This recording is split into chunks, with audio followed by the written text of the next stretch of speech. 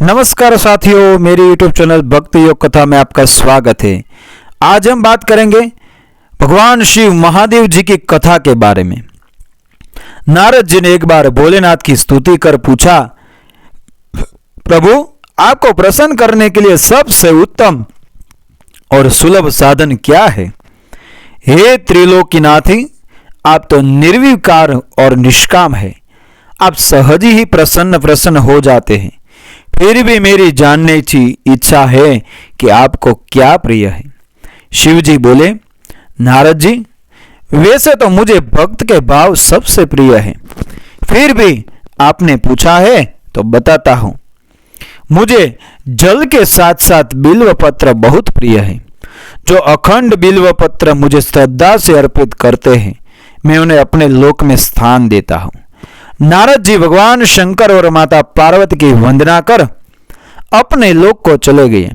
उनको जाने के पश्चात पार्वती जी ने शिव जी से पूछा, हे प्रभु, मेरी यह जानने की बड़ी उत्कट इच्छा हो रही है कि आपको बेलपत्र इतने प्रिय क्यों हैं? कृपा करके मेरी जिज्ञासा शांत करें। शिव जी बोले, हे शिवे, बिल्व के पत्ते मेरी जटा के समान है।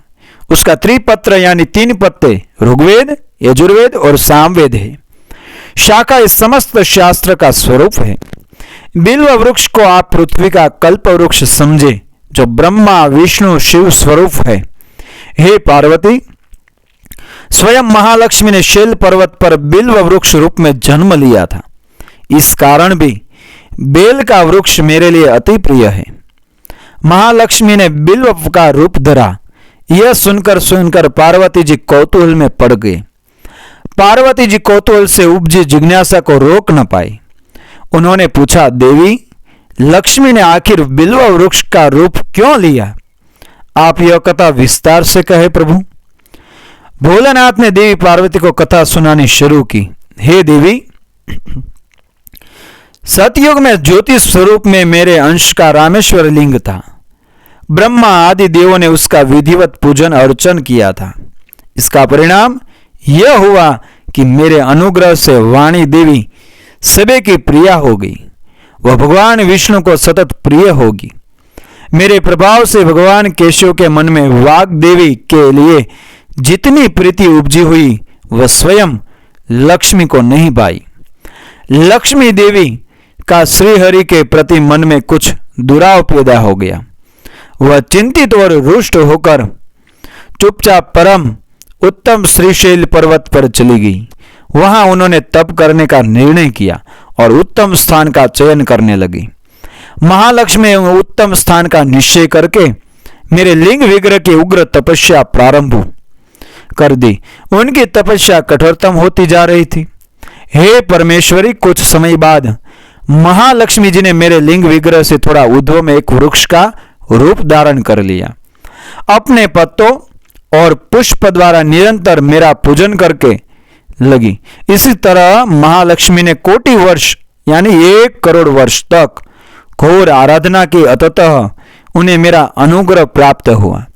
मैं वहां प्रकट हुआ और देवी से इस घोर तप यानी आकांक्षा पूछकर वरदान देने को तैयार हुआ।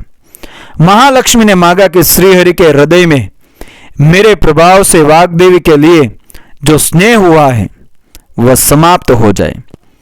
शिव जी बोले, मैंने महालक्ष्मी को समझाया कि श्रीहरि के हृदय में आपके अतिरिक्त किसी और के लिए कोई प्रेम नहीं है। वाग्देवी के प्रति उनका प्रेम नहीं अपितु श्रद्धा है। यह सुनकर लक्ष्मी जी प्रसन्न हो गई और पुनः श्री विष्णु के हृदय में स्थिर होकर निरंतर उनके साथ विहार करने लगी।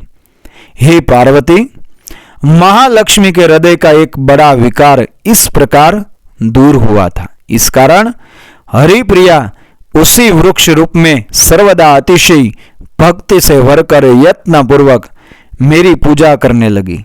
हे पार्वती, इसी कारण बिल्व का वृक्ष, उसके पत्ते, फल फूल आदि मुझे बहुत प्रिय है। मैं निर्जन स्थान में बिल्व वृक्ष का आश्रय लेकर रहता हूँ। साथियों, कहानी अच्छी लगी मेरी यूट्यूब चैनल को फॉलो करें, शेयर करें, सभी मित्रों को शेयर करें, सब्सक्राइब करें। मिलते हैं अगली एक वीडियो में अगली कहानी के साथ। जय श्री कृष्ण, राधे राधे, जय शिव शंकर।